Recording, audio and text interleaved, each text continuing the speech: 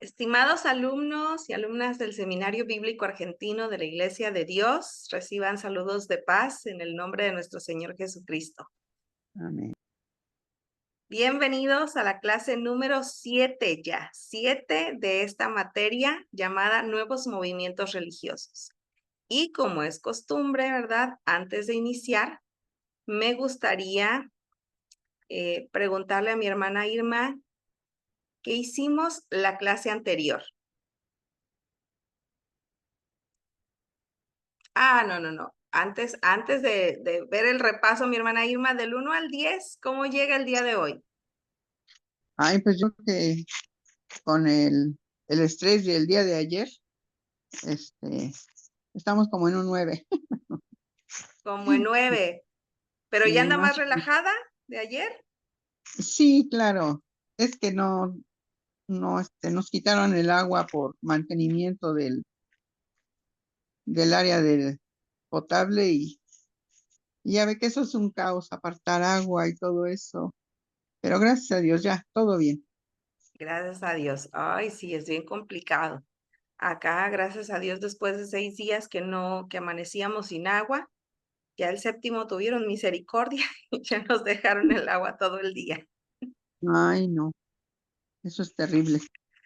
Sí, pero un 9 está bien, porque ya pasó el estrés y hoy va a mejorar, primeramente Dios. Sí, hermanita, primero Dios. Muy bien, qué bueno. Y ahora sí, ¿qué hicimos la clase anterior? ¿Se Ah, acuerdan?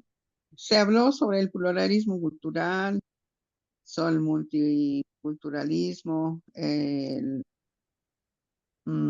diálogo interreligioso, el diálogo de la experiencia religiosa, algo más así, más o menos. Sí, muy bien, estuvimos viendo, ¿verdad? También algunos de los neopaganismos, hablamos del wiccanismo, del neodruidismo, este, el Asatru, la religión de la diosa, este, y además, por supuesto, hablamos de esta multiculturalidad, la interculturalidad, la importancia del diálogo religioso y los diferentes tipos de diálogo, por ejemplo, el diálogo de la acción, que es el que nos permite llevar a cabo, eh, como su nombre lo indica, acciones en favor de qué, de la sociedad, de la comunidad, de manera conjunta con otras religiones. Pues bien, el día de ayer ya les envié en formato PDF las 2 clases anteriores, es decir, las 5 y las 6, además del, eh, del ejercicio correspondiente a la semana número 3. Este ejercicio es bien sencillo. ¿Se acuerdan cuando jugamos a las cartas que ponemos boca abajo y que tenemos que voltear aquellas que son similares? Bueno, en este caso es así. Ustedes van a ver en este juego las cartas, pero van a tener que encontrar el concepto y la definición para que se puedan voltear y entonces ya tengan un par. Está muy divertido, en cuestión de, yo calculo unos 10 minutos lo van a poder hacer y, y bueno, recuerden que una vez que hayan realizado el desafío, este juego, el ejercicio, por favor tomen captura de pantalla al final donde se pueda ver el tiempo o su puntuación para que al final me la puedan compartir y yo pueda sumarles esos puntos a su calificación final. Entonces, no se les olvide, por ahí vayan guardando todas estas fotografías como evidencias. Ya son 3 ejercicios y la próxima semana vamos a tener el ejercicio número 4 correspondiente a las clases 7 y 8. Por lo pronto, el día de hoy vamos a ver la clase número 7, la cual se titula Conceptos y desafíos espirituales contemporáneos.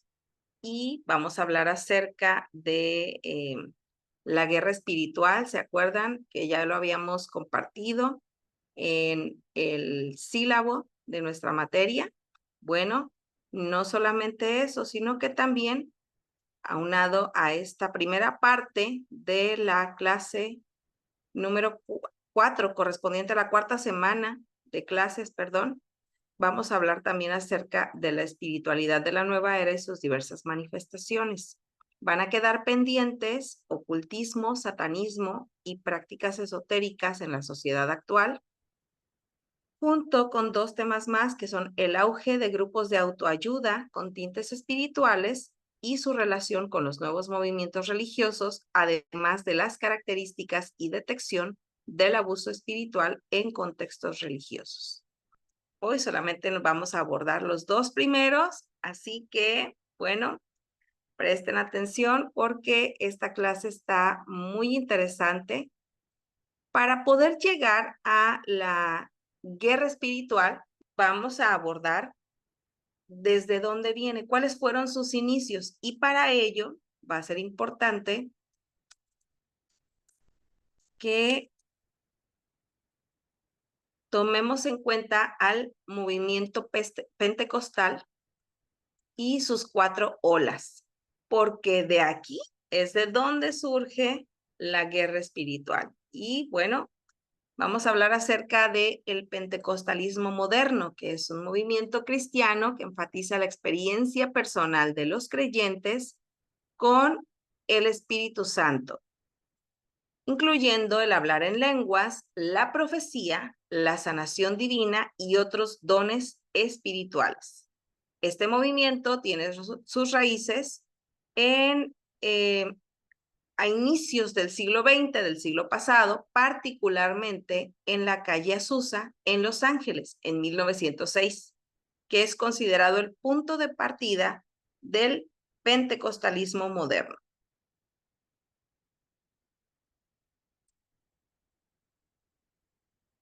Y quiero presentarles acerca del inicio de esta primer ola del neopentecostalismo llevada a cabo en Azusa Street o la calle Azusa.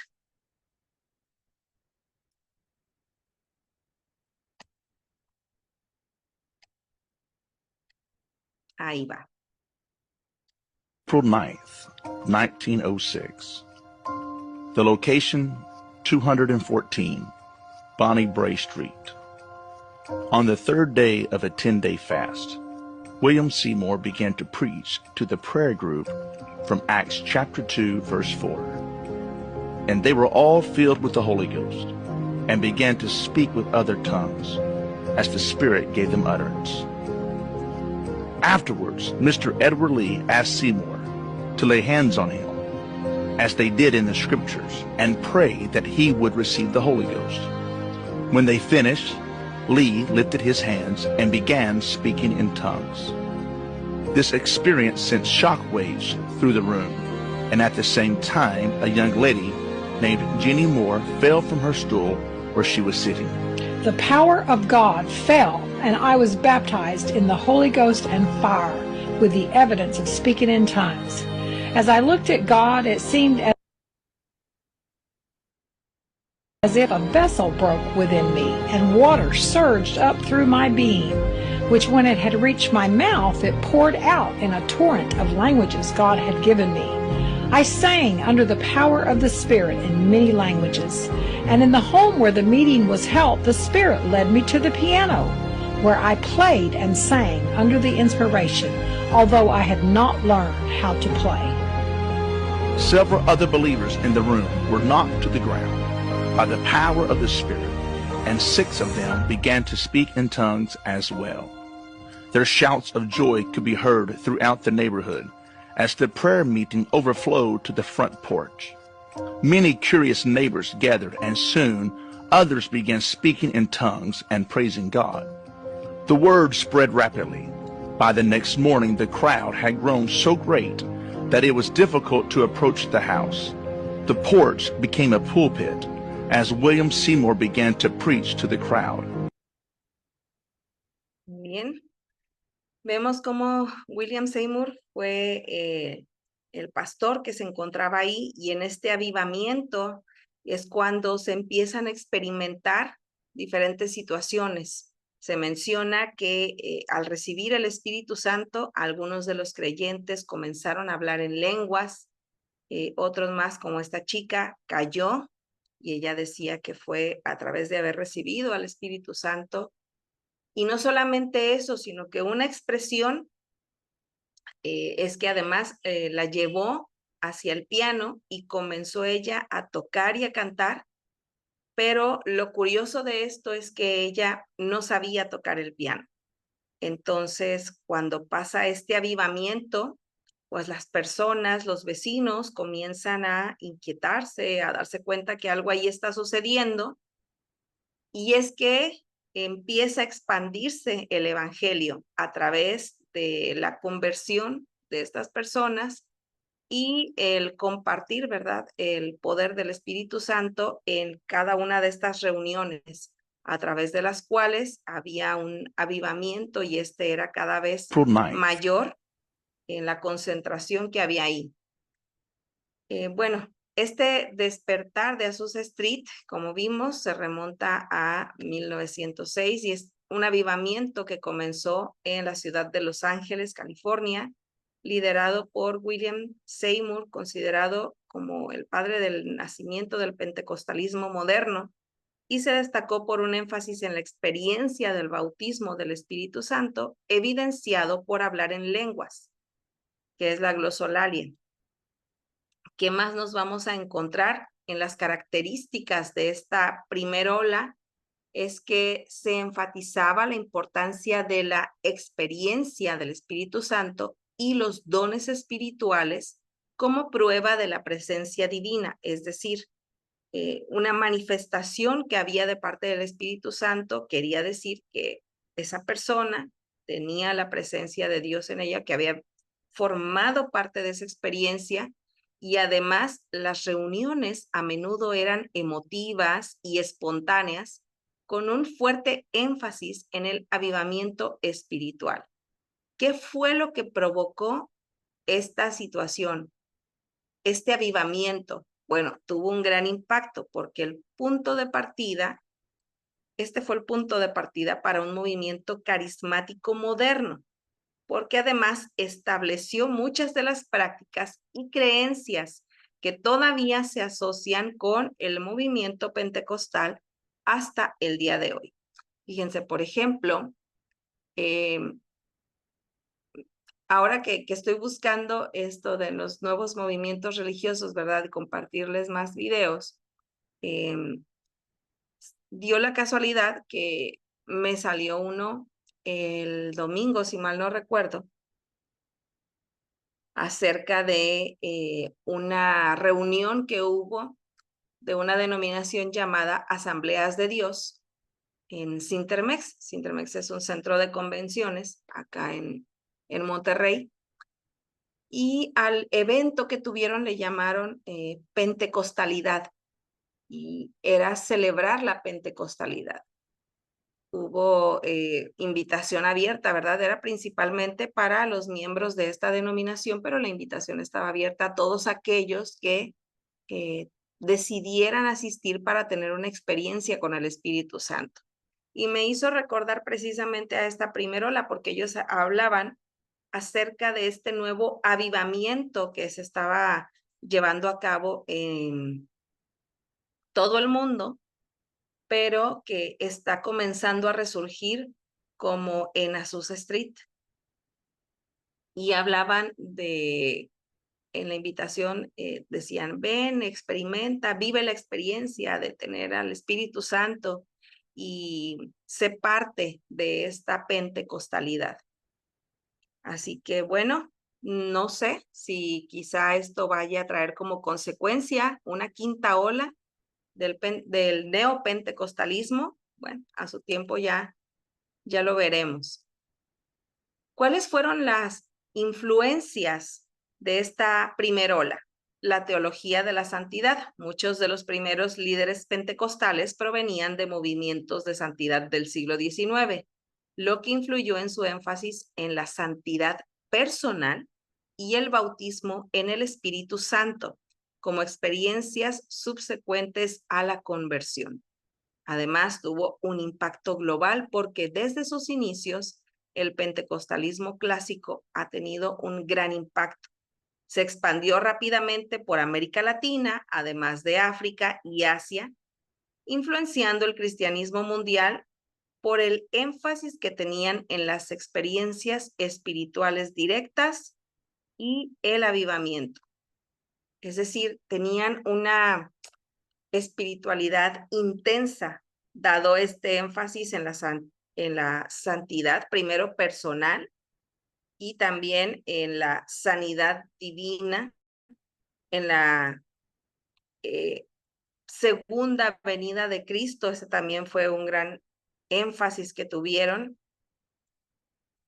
Y además ahí vamos a encontrar cuáles fueron las prácticas de esta primera ola. Hablar en lenguas, los dones del Espíritu Santo, la adoración espontánea, el énfasis en la sanidad divina, las reuniones de avivamiento, evangelización y testimonios, y los estudios bíblicos de enseñanza. Aquí, en esta primera ola, fue donde surgieron algunas de las denominaciones más representativas del neopentecostalismo, como son Asambleas de Dios. ¿Recuerdan esta denominación de la que les estaba compartiendo, que tuvo su reunión la semana pasada con Pentecostalidad? Otra es Iglesia de Dios en Cristo, la Iglesia Cuadrangular y la Iglesia de Dios, no la nuestra, sino otra que tiene su sede en Tennessee. Ahora bien, vamos a abordar cuál fue el origen de la segunda ola del neopentecostalismo.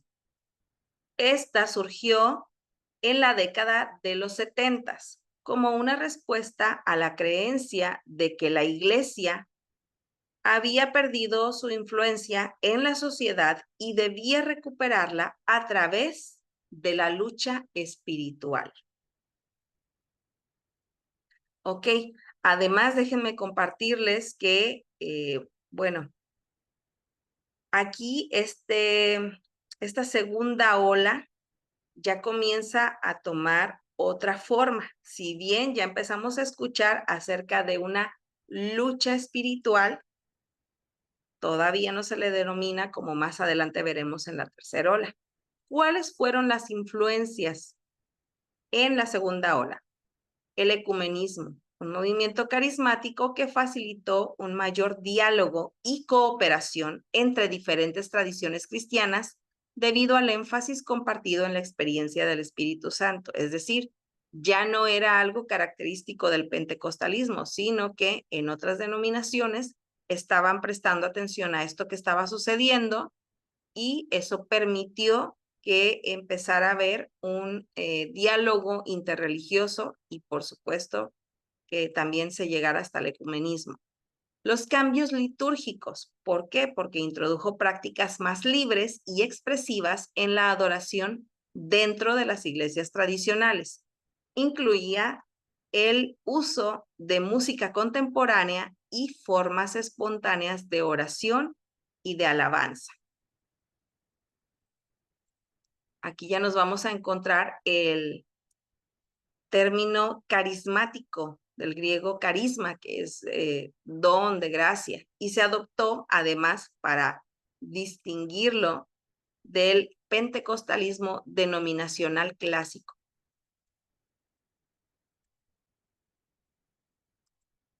¿Qué más vamos a encontrar en este neopentecostalismo?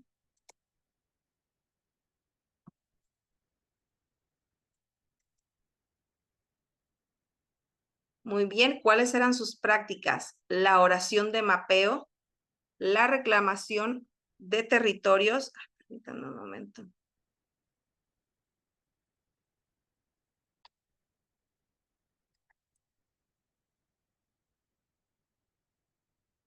A ver.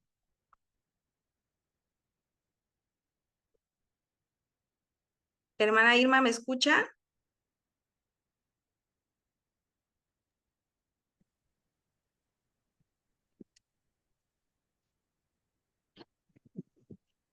Sí, ¿Sí?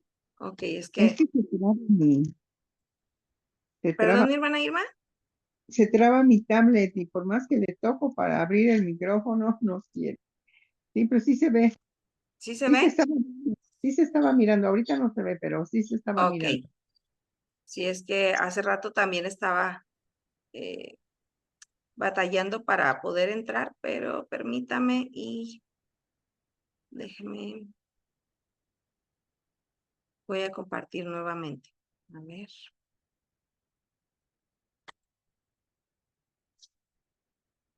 Listo, ¿me puede decir si Ya está, ya? Perfecto, clase 7 dice. qué bueno. Muy bien, estamos en las características de esta segunda ola.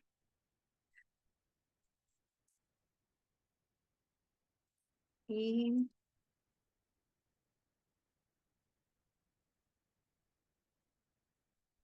aquí está. Como veíamos, algunas de las prácticas es la oración de mapeo. ¿Y qué es esto? Fíjense, por ejemplo, algo que trajo como consecuencia esta segunda ola con la oración de mapeo es que era una estrategia en la que se combinaba la intercesión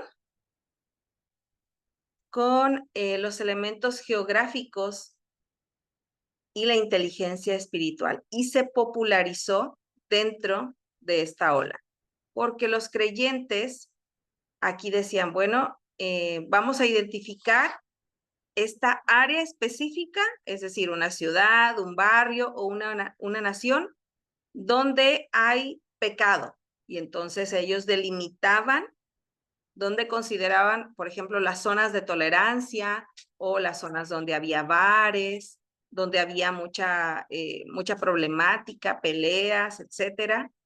Primero lo investigaban, ponían su mapa, lo delimitaban y entonces aquí era donde consideraban que había, por ejemplo, estructuras de poder, patrones de pecado, maldiciones generacionales, solamente por mencionar algunos. Visualizaban este mapa de una forma literal, ¿verdad? Donde lo tuvieran y oraban específicamente por cada punto que estaba identificado dentro de este territorio. Y bueno, ellos decían que era una forma de reclamar el territorio que había sido tomado por algún demonio, por alguna entidad, y por eso era que ahí había tantas problemáticas.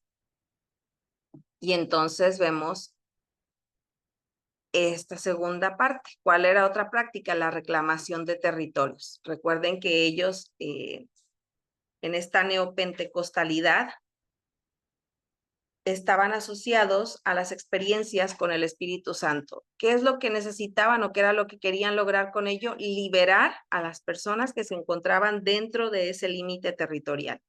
Y en la reclamación de territorios, aquí ya nos vamos adentrando a esta lucha espiritual que más adelante en la tercera ola vamos a ver de qué trata. Y bueno, aquí se reclamaban en oración las áreas que habían sido cubiertas por el pecado, que estaban bajo el dominio de alguna entidad demoníaca, y lo que se quería era establecer la autoridad de Cristo. No era un ritual mágico, sino lo hacían a través de un proceso de intercesión. Y aquí es donde viene la tercera parte, la intercesión estratégica.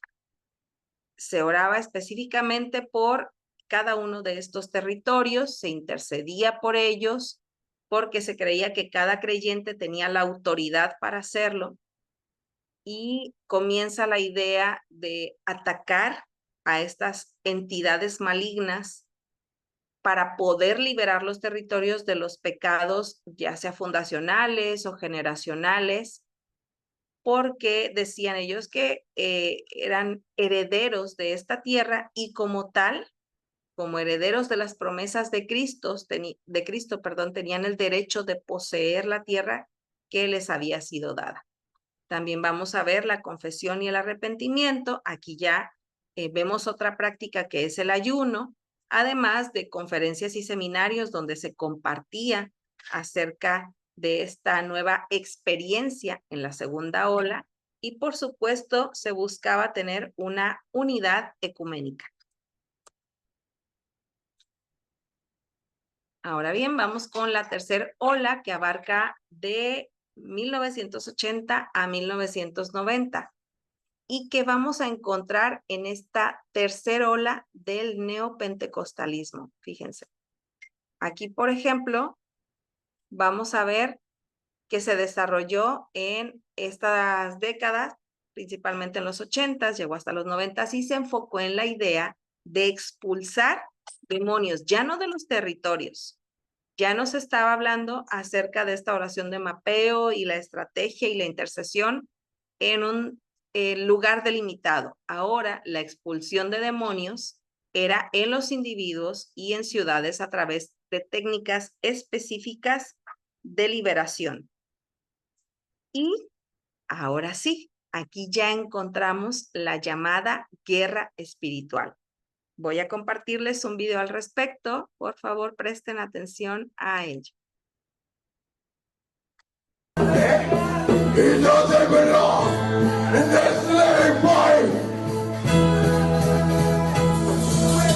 Si tú eres bravo,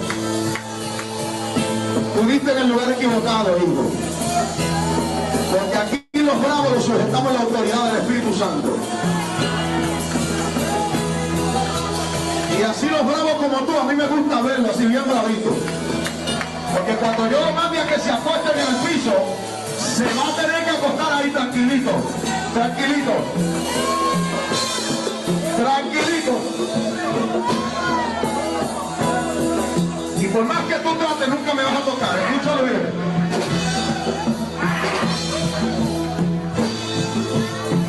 A mí no me importa el tiempo que tú tienes ahí, pero tú vas a salir de ahí. Tú vas a salir de ahí. Y aquí vemos un culto, una reunión en la que empieza el pastor, en este caso, a expulsar a un demonio de un chico, la forma en la que le habla, pero también tiene mucho que ver el ambiente que se encuentra ahí. Si ustedes podían escuchar la música, era una música fuerte, ¿verdad? Además, la autoridad con la que le estaba hablando el pastor a esta persona que, de acuerdo a lo visto en el video, estaba poseído por alguna entidad demoníaca y lo que estaba buscando era precisamente liberarlo de este poder, del yugo bajo el que se encontraba, ¿verdad? De acuerdo a este ser o este demonio. Y en el acto de liberación, pues vemos la forma en la que él se dirige hacia esta entidad. La manifestación que se tiene de parte de quien se encuentra poseído es pues una voz más ronca, ciertos movimientos, ¿verdad? O fuerza que tiene, una fuerza sobrehumana aparentemente. Y esta es la forma en la que se empezó a manifestar la tercera ola. ¿Cuáles fueron las características? Bueno, se puso un gran énfasis en la entrega de personas de influencias demoníacas a través de la oración y la imposición de manos. La idea era que los creyentes tenían la autoridad para expulsar estas entidades demoníacas y liberar a las personas o a los territorios que habían estado bajo este dominio. ¿Qué impacto tuvo? Por supuesto, se volvió muy popular por la guerra espiritual. También generó críticas y controversias en algunas comunidades cristianas debido a las prácticas extremas y a la falta de base bíblica sólida. ¿Cuáles fueron las influencias? El crecimiento de las megaiglesias.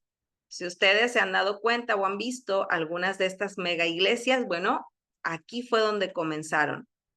¿Por qué se volvieron tan populares? Por el énfasis en la experiencia personal y el ministerio del Espíritu Santo, que contribuyó a que comenzara la gente a llamarle la atención y buscaran lugares mucho más amplios o con una mayor capacidad, y empezaron a unirse redes o iglesias alrededor del mundo, especialmente en América del Norte y en África, además de la cultura evangélica contemporánea, que ha influenciado la adoración moderna, la música cristiana contemporánea y el uso de medios de comunicación masiva en la difusión del mensaje cristiano. ¿Han escuchado acerca de un canal llamado Enlace?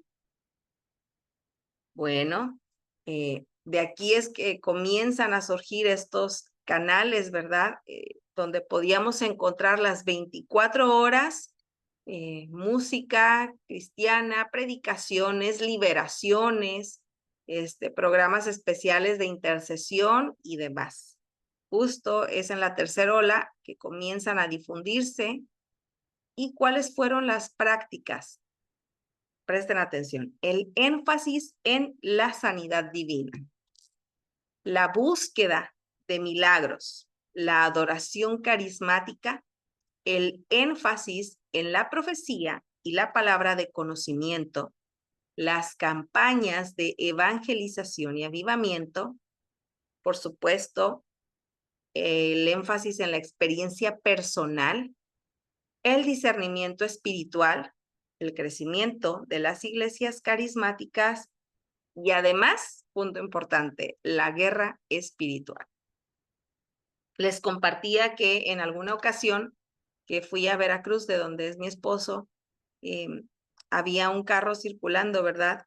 Llamando a una reunión que iba a haber en el estadio de béisbol, porque lo importante es que cuando uno asistiera ahí, tenía que llevar a algún familiar enfermo, a alguien que estuviera en depresión o en ansiedad, que algunos consideran, ¿verdad?, que es un demonio quien los tiene posesos. Por supuesto, hoy día sabemos que no es así, que son enfermedades, pero lo que estaban haciendo era llamar a la gente, atraerla, porque ese día iba a haber sanidad y milagros. Y entonces la gente va confiada en que si lleva a su enfermo, si lleva a su familiar que se encuentra quebrantado por alguna situación física o emocional, ese día iban a poder ser sanados. Y entonces vemos que en algunos videos, ¿verdad?, a esta gente que va y de pronto ya pueden andar, quien está en silla de ruedas ya se puede parar.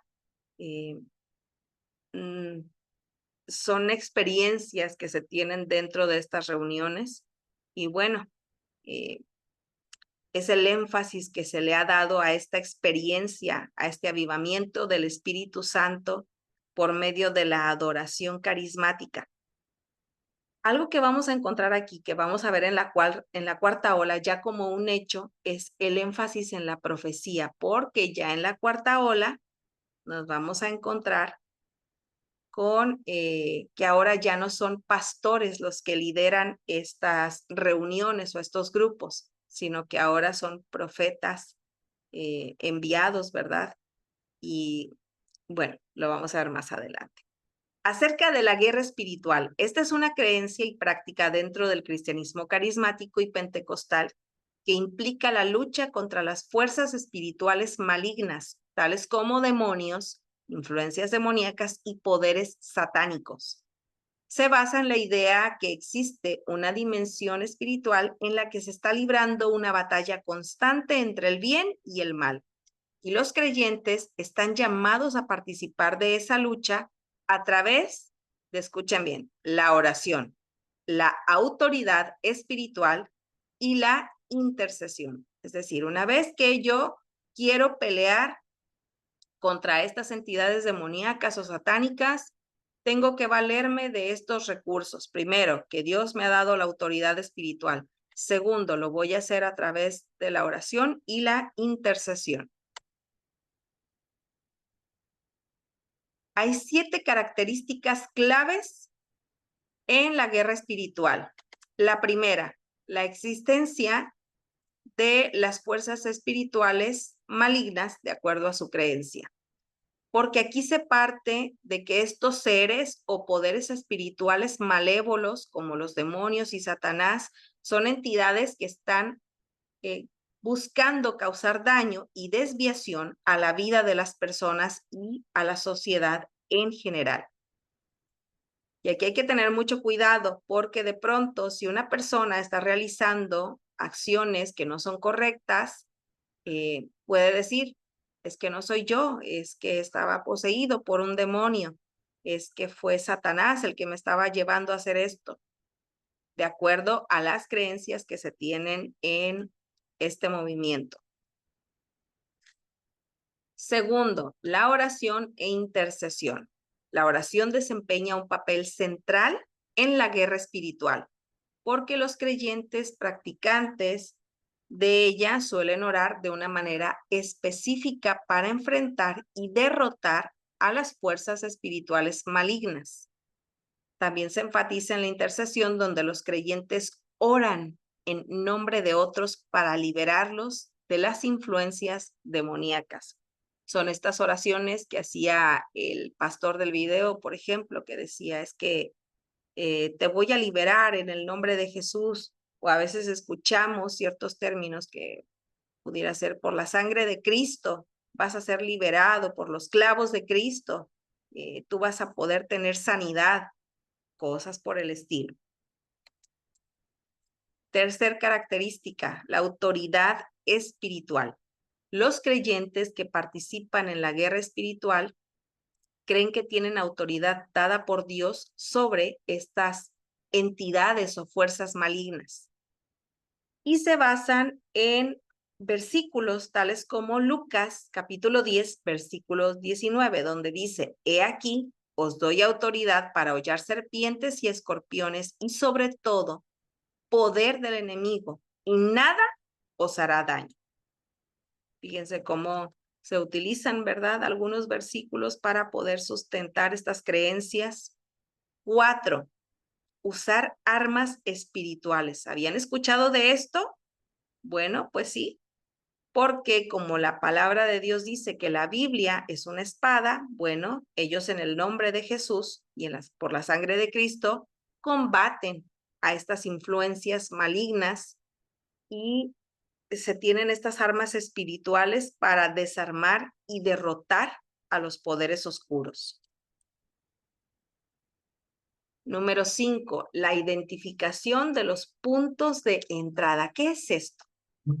Los practicantes de la guerra espiritual a menudo buscan identificar los puntos de entrada o áreas vulnerables en la vida de una persona que podrían permitirle tener una influencia demoníaca. Es decir, tú tienes un pecado que no ha sido confesado. Bueno, esa es una área débil o un punto de entrada a través del cual un demonio te está poseyendo o te va a poseer. ¿Y para qué? ¿Para qué utilizan estos puntos de identificación, estos puntos de entrada? Bueno, para ver cuáles son las debilidades espirituales de las personas y poder actuar en favor de ellos. Número 6, renuncias y liberación. Porque en la guerra espiritual a menudo implica renunciar a cualquier vínculo o pacto con fuerzas espirituales malignas y se busca la liberación y la sanidad espiritual de las personas. Los creyentes pueden, en un determinado caso que ellos por sí solos no puedan combatir contra esta entidad demoníaca, buscan el apoyo de sus líderes espirituales o consejeros para que los ayuden en el proceso. Y número 7, el discernimiento espiritual. Se enfatiza en este para identificar la presencia y la actividad de las fuerzas malignas en situaciones y vidas personales. Esto puede incluir la capacidad de reconocer la influencia demoníaca en problemas de salud, en relaciones conflictivas o en dificultades emocionales. Y esta línea, queridos hermanos, es muy delgada, porque, por ejemplo, ustedes recordarán que en en el Nuevo Testamento, en la época de Jesús, y en el Antiguo Testamento también, algunas enfermedades que hoy en día conocemos como tal estaban asociadas a entidades demoníacas o malignas, porque no se tenía el conocimiento que tenemos hoy. Por ejemplo, las convulsiones. Veían que una persona había sido poseída por alguna de estas entidades y que por eso es que echaba espuma por la boca o que caía al suelo o que tenía estos temblores incontrolables. Sabemos que, bueno, esto deriva en una descarga eléctrica que tiene el cerebro, si no es tratada con medicamento, pues tiene este tipo de acciones, ¿verdad? De manifestaciones. Y hoy día en la guerra espiritual no varía mucho porque, le dicen a una persona, tú tienes una relación conflictiva, una relación tóxica, es que ahí hay un demonio que está presente en tu relación y mientras tú no pidas a Jesús ser liberado y no puedas tener esta ayuda espiritual, no vas a poder salir de ahí porque es una entidad maligna la que se encuentra presente en problemas de salud. Es que tú tienes esta enfermedad porque no ha sido entregada, porque un demonio está ahí, porque estás bajo una influencia demoníaca o de Satanás y tienes que ser liberado. O los problemas que hoy día son las principales enfermedades limitantes en nuestra sociedad, como son la ansiedad, la depresión. Es que necesita ser liberado del demonio de la ansiedad. Es que hay un espíritu de depresión el que te tiene sometido o sujeto. Y sabemos, ¿verdad?, que no es así. Ahora bien, llegamos a la cuarta ola del pentecostalismo, que es de los 90 hasta nuestra época. Les decía, no sé si más adelante este nuevo avivamiento que consideran algunas iglesias pentecostales vaya a ser estudiado o puesto como tal, pero bueno, mientras en la cuarta ola, las características es que se ha producido una convergencia de la guerra espiritual con la adoración contemporánea. Pero además aquí ya empezamos a escuchar acerca de la profecía y de una búsqueda de una relación más profunda con Dios. Se enfatiza en el discernimiento espiritual y la capacidad de reconocer la influencia demoníaca ya no solamente en las enfermedades o en las problemáticas, sino en las diversas áreas de la vida del ser humano. Aquí ya encontramos, les decía que ya los dirigentes o los líderes ya no son pastores. Ya aquí el enfoque es apostólico y profético, porque este movimiento que comenzó en la década de los 90 enfatiza el liderazgo de apóstoles y profetas en la iglesia contemporánea. Se cree que ellos tienen un rol especial en la renovación y la expansión del cristianismo global. Fíjense, ya en este movimiento ya no encontramos el pastor fulano de tal, el ministro fulano de tal. No, ya son apóstoles. Y es que el apóstol, de acuerdo a su creencia, recibe directamente las órdenes o es la voz de Dios el que le está hablando al profeta.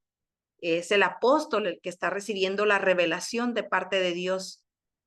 Y comenzamos con ello a ver otra característica que son las señales y maravillas, porque hay un fuerte enfoque en estas como evidencia de la autoridad apostólica y la presencia del reino de Dios. Este movimiento enseña que los cristianos deben operar en los dones del Espíritu. ¿Para qué? Para impactar en sus comunidades y en el mundo.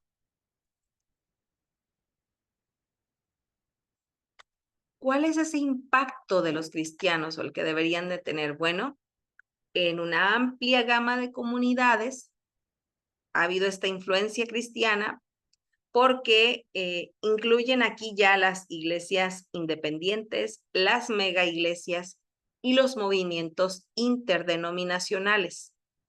Las prácticas, por supuesto, de la guerra espiritual ya no solamente se quedan en el pentecostalismo, sino que ha llegado a un público más diverso y global.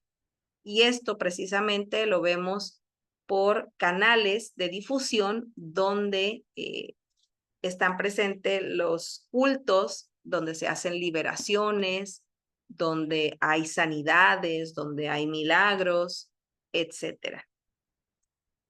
¿Cuáles son las prácticas? La intercesión profética, es decir, ahora el líder llamado profeta, pues es el que intercede. Fíjense, aquí es bastante peligroso, es el que intercede por una persona. Y es donde se le da mayor poder a estos líderes por considerarlos que ellos reciben directamente de parte de Dios la revelación o de parte de Cristo. Además, las experiencias espirituales, ya las personas comienzan a tener una experiencia espiritual distinta. Les compartía, me estaba recordando cuando la primera generación les hablaba acerca de una iglesia dentro de nuestra iglesia de Dios, que comenzó a vivir estas experiencias espirituales, más o menos por la década de los 90, finales de los 80, principios de los 90, donde decían que ellos podían ver cómo descendía el arca de la alianza ahí al templo en el que se encontraban. Y de pronto ya comenzaban a hablar en lenguas y de pronto, ya tenían estos avivamientos y de pronto había sanidades, pero ya lo más extremo a lo que llegaron fue esto, ¿no? Donde ellos ya podían ver serafines, podían ver querubines y podían ver descender el arca de la alianza. Esta experiencia espiritual casualmente solamente se vivía ahí. ¿Y qué pasó después? Bueno, ya no trascendió. No sé en qué momento dejaron de vivir estas experiencias, pero sí fue algo muy sonado dentro de nuestra denominación, por lo menos acá en México. La predicación carismática también la encontramos dentro de esta cuarta ola. El crecimiento de los dones espirituales, la diversidad ecuménica y el enfoque en la compasión y la justicia social. Ojo aquí, porque esto también va a ser algo que lo vamos a ver en la última clase, como la religión tiene o debería tener este impacto en la justicia social. Y los ministerios de ayuda y consejería. Hoy día ya no basta, les decía, con ser un pastor, un simple pastor. Ya hoy día hay escuelas de profetas. Y casualmente una persona se puede autodenominar apóstol por el simple hecho de mencionar o decirle a su audiencia que ha recibido ese poder o ese llamado directamente de Dios a través del Espíritu Santo. Vamos a escuchar un breve video al respecto. He escuchado de cosas como el Evangelio de la Prosperidad o el televangelismo o de las mega iglesias hasta que emigré a Canadá con mi familia. Y uno de los primeros ganchos con los que me topé en la comunidad hispana es con tipos como estos, que buscan a los nuevos inmigrantes como presas fáciles. Voy a llamar ahorita únicamente a los que van a golpear la cara de mamón con $1,000. Tú dices, yo no tengo $1,000, pero tengo un carro, tengo un brillante, tengo un terreno. Apunte lo que el Señor le diga. La razón por la que buscan a los nuevos inmigrantes es porque saben que ellos, cuando llegan al país, no conocen a nadie y les ofrecen ayudarlos a establecerse, a tener un trabajo, una red de contactos y la promesa de que si el pastor ora por ellos, Dios los hará ricos en este país.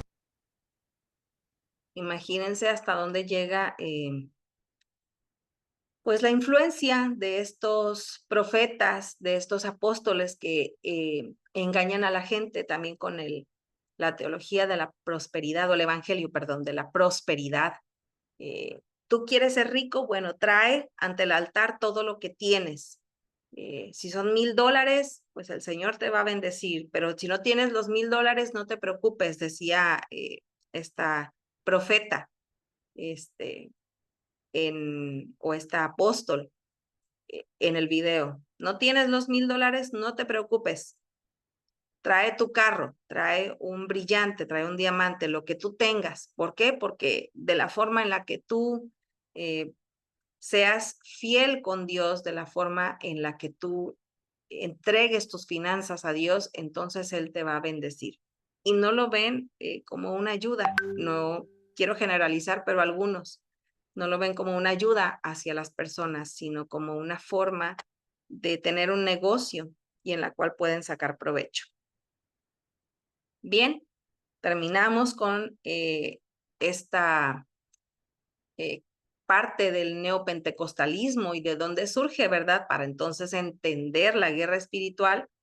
Y vamos con la espiritualidad de la nueva era, porque en la historia moderna fue influenciado directamente por las religiones metafísicas del nuevo pensamiento del siglo XIX, el espiritismo, la teosofía y el movimiento del potencial humano.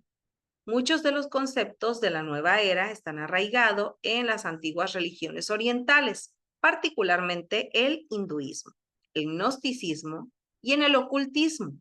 Algunos historiadores datan del siglo II los inicios de este movimiento. ¿Qué más vamos a encontrarnos en la nueva era o en la espiritualidad de la nueva era? Bueno, los seguidores de esta nueva era se adhieren al panteísmo. ¿Qué es esto? La creencia que enseña que todo es parte de Dios. Para ellos, Dios es todo y todo es Dios.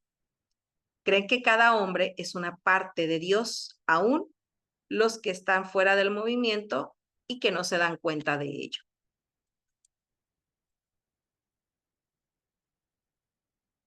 Por medio de experiencias místicas o mientras participan en las técnicas que alteran el estado de la conciencia, mucha gente es persuadida fuertemente que el concepto religioso del mundo que sostiene la nueva era es la verdad. Estas experiencias místicas han llevado a los seguidores a creer que son uno con el universo y que también son una parte de Dios. También han llegado a creer que han descubierto un potencial humano, un presunto poder divino dentro de sí, el cual creen que existe en todos los hombres. Saben, la primera vez que escuché esto acerca de que Dios es todo y todo es Dios y que Dios es cada uno de los seres humanos, fue porque vi un video de una conductora de televisión que decía que ella, por ejemplo, había tenido una experiencia extrasensorial cuando probó el sapo de Sonora. ¿Habían escuchado acerca de esto? Resulta que este animalito secreta una sustancia que bien puede ser sobrepuesta en el cuerpo y al momento de que entra por los poros de la piel, las personas entran en un estado de éxtasis. Y en esta iluminación en la que se encuentran, les es revelado primero todo lo que ha sucedido con su vida, las experiencias presentes, pasadas y quizás hasta futuras.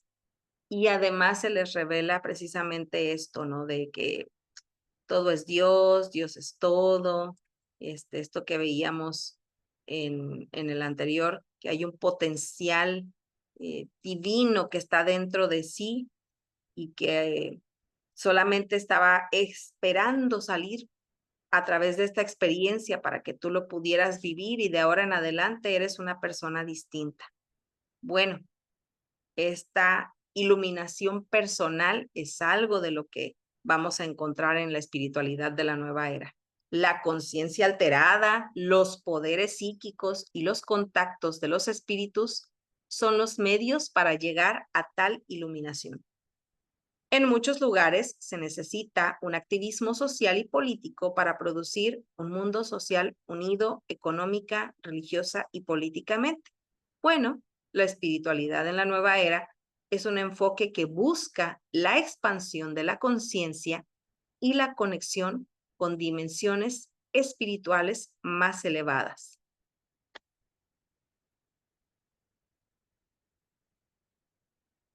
Cuando decimos que se busca la expansión de la conciencia es porque basan su desarrollo en las siguientes ideas clave. Primero, el autoconocimiento. Implica ver hacia el interior, explorarlo, comprender los pensamientos, emociones y creencias. Y esto se logra a través de la meditación, la reflexión diaria y la autoevaluación. La clave, dicen, es ser honesto consigo mismo y estar dispuesto a enfrentar cualquier aspecto que necesite sanación o mejora.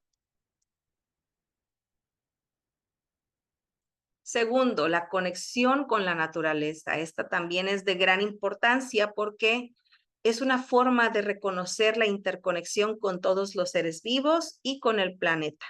Por ello es que dedican tiempo a actividades al aire libre como caminatas, jardinería o simplemente estar con la naturaleza para experimentar paz y la armonía que ofrece.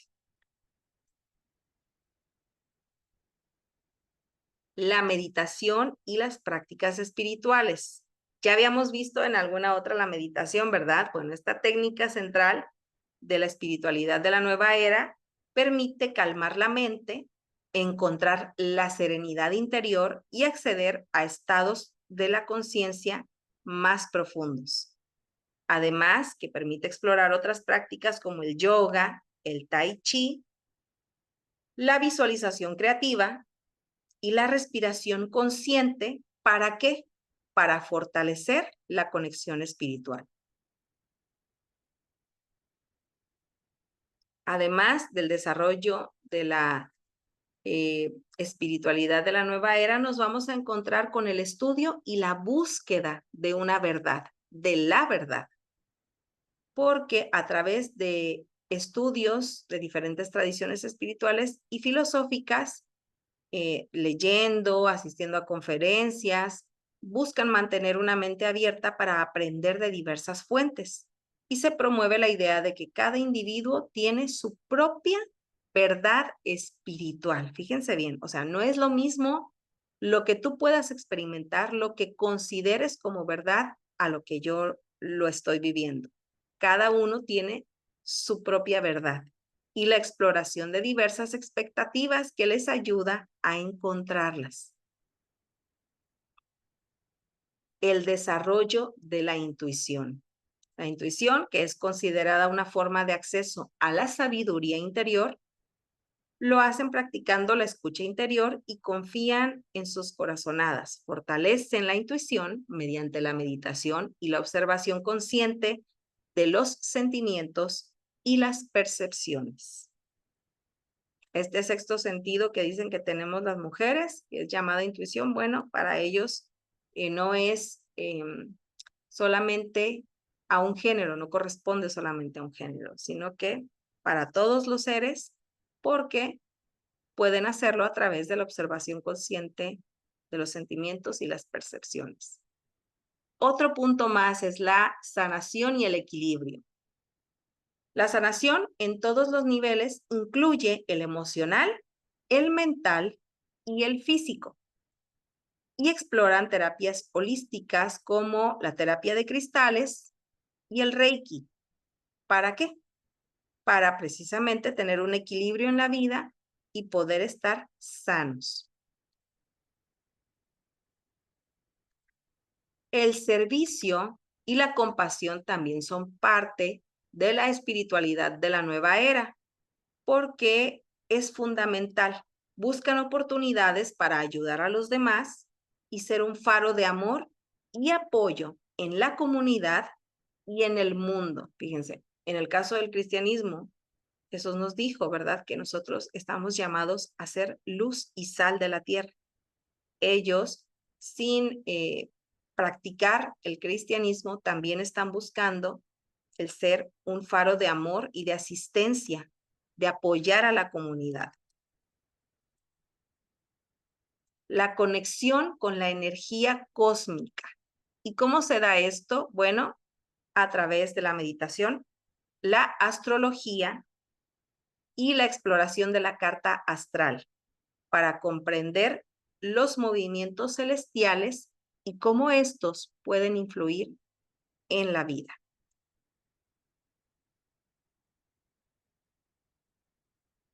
Otra práctica son el desapego y la gratitud, porque el desapego implica liberar la dependencia hacia las posesiones materiales y a las expectativas excesivas. Y además practican la gratitud, no lo hacen de vez en cuando, no, lo hacen a diario, porque esta es una experiencia que les mantiene centrados en la vida, en este momento, en lugar de enfocarse en lo que les falta.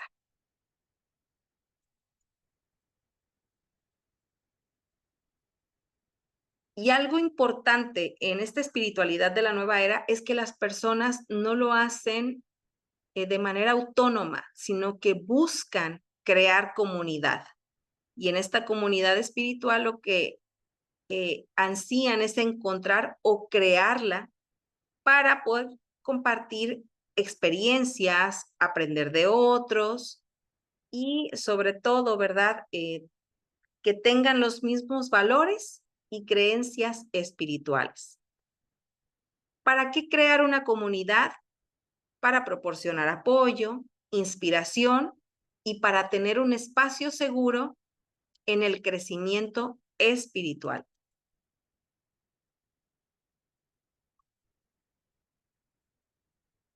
Y bueno, acerca de la meditación, tenemos idea de lo que es, ¿verdad? Es este estado de relajación en el que uno puede ser, por ejemplo, consciente de su respiración, de alejarse un poco de todo el ruido que hay alrededor y conectarse con la energía cósmica en el caso de la nueva era. Pero la sanación de cristales es algo así. Escuchen, por favor. La sanación pránica con cristales es una ciencia milenaria, científicamente comprobada. Al mantener en equilibrio el cuerpo energético mediante la limpieza y desintegración de energía enferma, estamos restableciendo a la salud el cuerpo físico, mental, emocional y espiritual del paciente y previniendo futuras enfermedades. No pretende reemplazar a la medicina ortodoxa, por el contrario, complementarla, aliviando el sufrimiento de la humanidad y elevando la conciencia.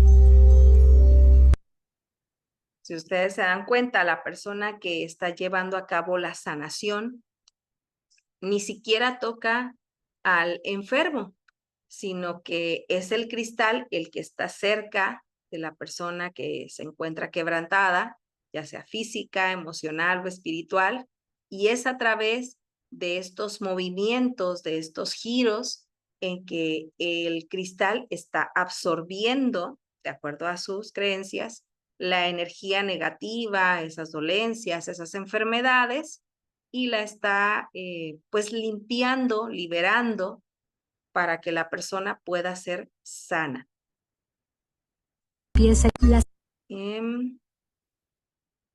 Otras de las prácticas, aquí lo vamos a poder ver, son la astrología y el yoga.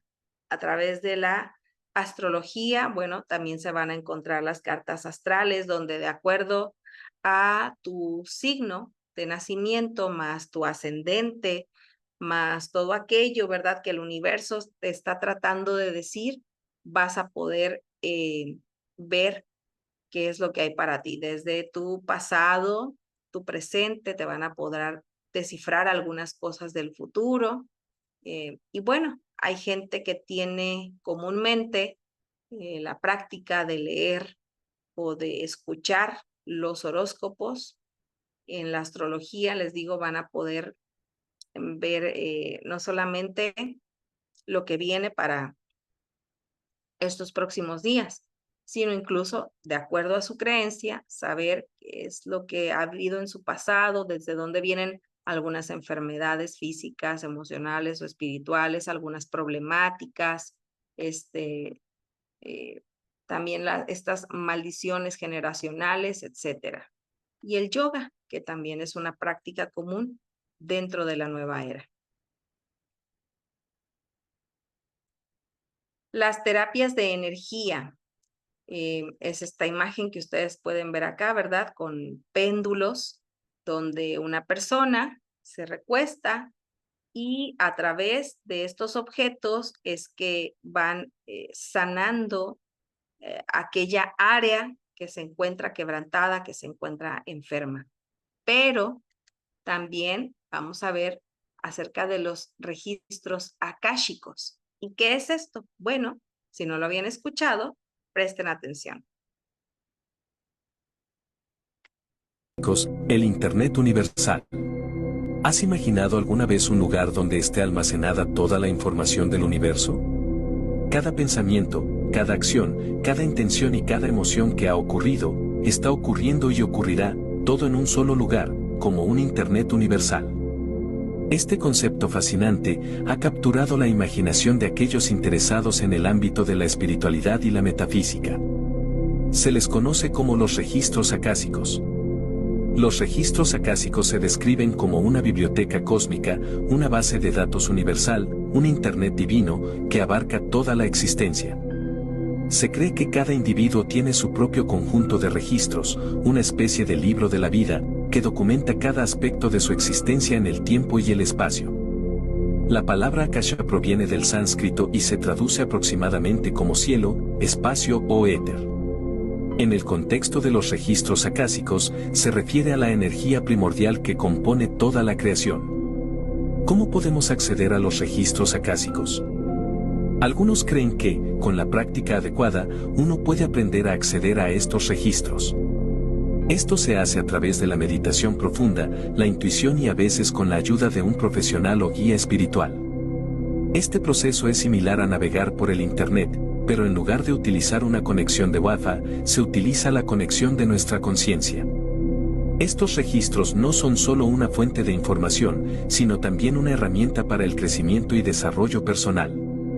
Algunos relatan experiencias de sanación, revelaciones de propósito de vida y guía espiritual al acceder a sus registros acásicos. Los registros acásicos son una herramienta para la autocomprensión y la evolución personal. El acceso a estos registros puede proporcionar una visión profunda y personal de nuestros patrones de vida, relaciones, habilidades y desafíos. Esta conciencia puede ayudar en el camino de la automejora y el despertar espiritual. Es importante destacar que la validez y utilidad de los registros acásicos son subjetivas y varían de persona a persona.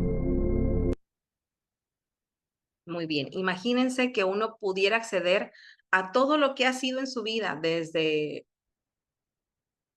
antes del nacimiento, desde estar en el vientre de su madre hasta la edad que se tiene. Y van a encontrar ahí todas las acciones, todo lo que ha acontecido, todo lo que ha vivido a través de los registros akáshicos.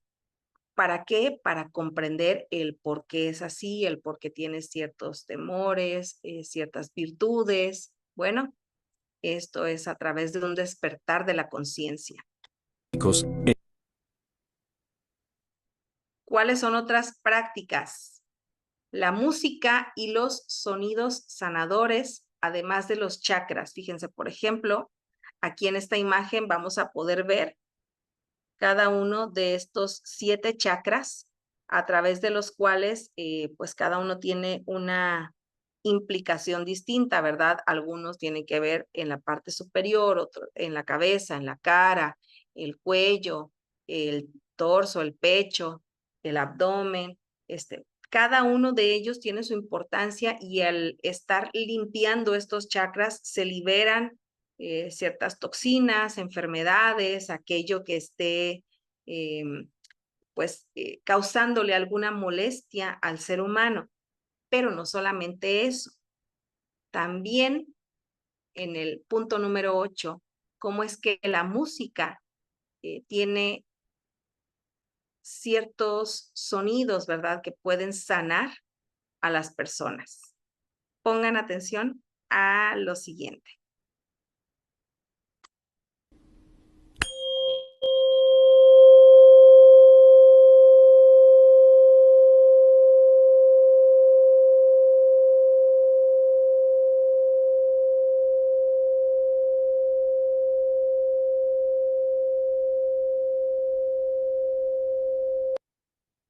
¿Escucharon ese sonido? Bueno, se dice que este sonido tiene que estar en una frecuencia y esta frecuencia es la que ayuda a sanar, a brindar paz interior y a aclarar la mente. Hay ciertos sonidos, si ustedes desean, por ejemplo, investigar acerca de la espiritualidad de la nueva era, con énfasis en los sonidos para su trabajo final, se van a encontrar infinidad de ellos. Algunos son para poder dormir bien, algunos son para traer sanidad al cuerpo, algunos son para despertar la conciencia, para brindar paz, etcétera.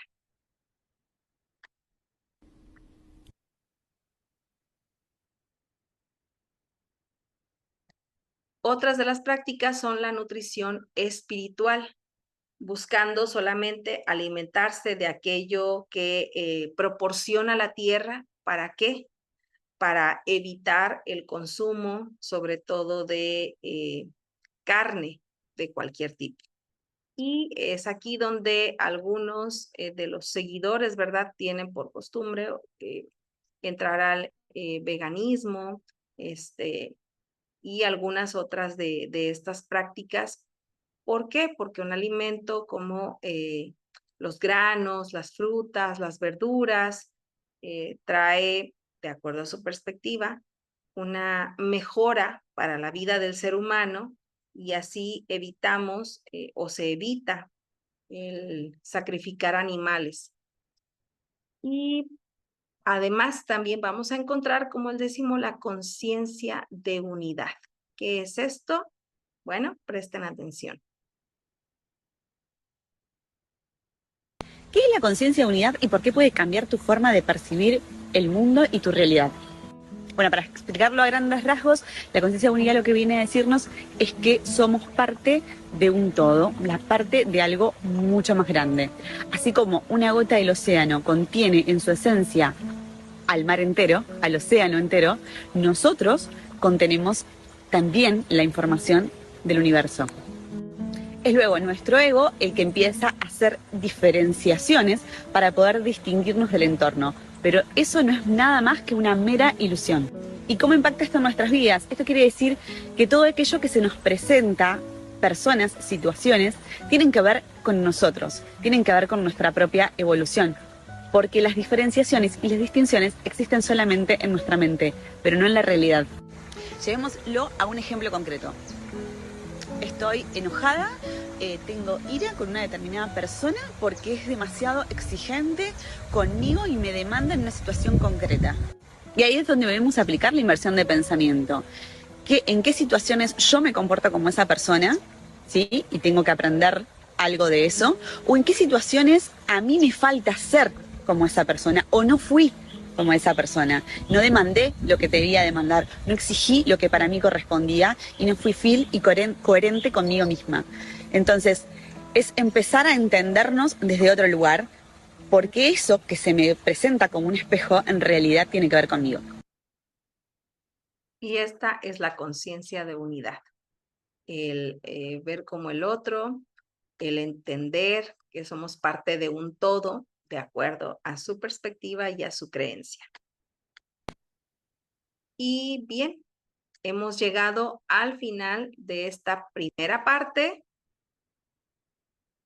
Recuerden que todavía tenemos unos temas que van a estar pendientes para la siguiente clase, Dios mediante. Vamos a estar hablando acerca del ocultismo, satanismo y prácticas esotéricas en la sociedad actual, el auge de los grupos de autoayuda con tintes espirituales y su relación con los nuevos movimientos religiosos y las características y detección del abuso espiritual en contextos religiosos. Hasta aquí esta primera parte. Me gustaría saber si hay alguna duda, algún comentario, hermana Irma. No, hermanita, está muy interesante. Fíjese que hace tiempo, unas personas muy cercanas entraron en esta, así le llamaban, que era la nueva era, la iglesia de la nueva era. Y se fueron de la iglesia y y sí cambian hasta su manera de hablar. Dicen, pues, el ser supremo, el centro del universo. O sea, ya no se refieren a Dios y a nuestro Señor Jesús. Y y pues totalmente hablan y se comporta de manera diferente, no sé. Fue algo muy, muy fuerte porque cambió sus vidas y la de los que estábamos por ahí cerca. Sí, nos afectó también, Claro. nos afectó de una manera muy fuerte. Y pues bueno, ahí siguen, desafortunadamente. Sí, pero Que no sabíamos, porque nunca investigamos. Dejamos que hicieran lo que habían decidido, pero no sabía todo lo que implicaba de la famosa nueva era. Sí, gracias, hermanita, muy interesante la clase. Gracias a Dios y qué situación tan compleja, ¿verdad? Porque de pronto ya, desde cosas tan pequeñas, ¿no? El nombrar a Dios ya no como Dios, sino como una entidad, como un ser, todo este despertar de la conciencia. Bueno, vamos a ver también algunas pautas más adelante, pautas pastorales de cómo responder también a todas estas problemáticas que de pronto encontramos en los nuevos movimientos religiosos. Que Dios nos permita ser instrumentos, ¿verdad?, de bendición para que a través de su palabra también podamos, pues, sobre todo, hablar de quién es el camino, la verdad y la vida. Y que aun cuando estos movimientos, nuevos movimientos religiosos pueden ser llamativos y pueden ser atrayentes para las nuevas generaciones y a veces incluso para personas, ¿verdad?, que creemos que supuestamente están firmes en la fe, bueno, de pronto pasan estas situaciones como la que usted nos comentaba, que hay quienes con un poco que escuchan y que llama la atención y que les es distinto, pues de pronto dejan de lado su fe y su creencia para unirse a estos nuevos movimientos religiosos. Sí, también sobre las maldiciones generacionales. Dentro de nuestra iglesia, en la actualidad, en estos días, hay una persona que se supone que es creyente y dice que hay que romper, no sé de qué manera, ya no seguí investigando, pero que hay que romper con las maldiciones generacionales. Y yo le dije a quien me comentó, es que una vez que tú entregas tu vida a Cristo, todo el pasado de quizás no lo sé a ciencia cierta, si de nuestros bisabuelos, abuelos, tatarabuelos y todo lo demás, nuestros padres, tiene este efecto. Le digo, pero en la palabra de Dios, en el libro de Ezequiel dice que los padres ya no pagarán lo de los hijos, ni los hijos lo de los Así padres. es. Ahora, si tú entregas tu vida a Cristo, yo creo que desde ahí, cualquier Así cosa es. que tú pudieras arrastrar en pecado, queda sepultado y Así somos es. para Nuevas Cristo. criaturas. Exacto, le digo, porque entonces sería contradictorio a lo que la palabra de Dios dice, que somos seres nuevos. Y Así es. entonces el profeta ahí está hablando, él sí era profeta de Dios, Él sí. él estaba hablando palabra de Dios. Entonces, el profeta estuvo mal, Dios dijo algo y ahora es otra cosa. No, yo digo que no. No. Entonces, ya no siguió comentando, pero digo, mira, yo digo que esta persona está equivocada, no le hagas caso y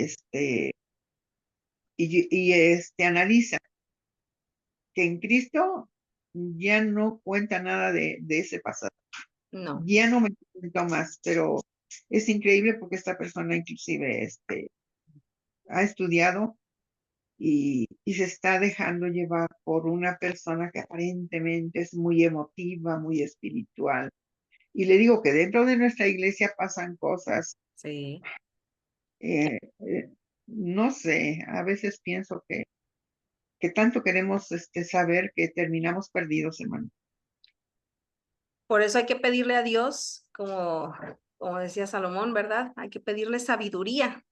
Diría ante todo. Sabiduría, porque hoy día, por ejemplo, escuchamos esto y uno pudiera decir, oh, sí, tienes razón, estas generacionales, se me fue la palabra, maldiciones generacionales. Hoy ya vimos en el neopentecostalismo que eso viene de allá, de los Sí, pentecostales, por estas sí, creencias de que todo aquello, que viene de un espíritu o de una entidad maligna y entonces las personas lo vienen cargando y a lo mejor sería decirle, oye hermano, oye hermana, creo que el concepto que tú estás utilizando viene del neopentecostalismo y tiene su origen por esto. Y aún con lo que tú creas o consideres, no es parte de la palabra de Dios. En la palabra no vamos a encontrar nada al respecto, pero sí el hecho de que cuando entregamos nuestra vida a Cristo somos nuevas criaturas. He aquí todas las cosas viejas pasaron, ya todas son hechas nuevas. sí, Así lo dice su palabra. sí, como usted dice, por ejemplo, ahorita en la escuela sabática, pues yo admiro y elogio a quienes escriben, pero se enfocó mucho, mucho en la naturaleza.